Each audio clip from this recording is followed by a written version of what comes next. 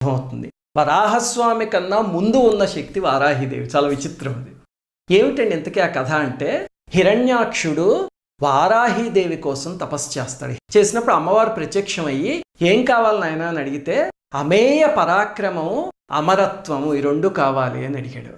అడిగితే అమ్మవారు నవ్వి, అమేయ పరాక్రమాన్ని నీకు ఇస్తున్నాను, మృత్యువు లేకుండా మాత్రం అమరత్వం కుదరదు, పుట్టిన ప్రతి జీవి చనిపోవాల్సిందే అని చెప్పారు.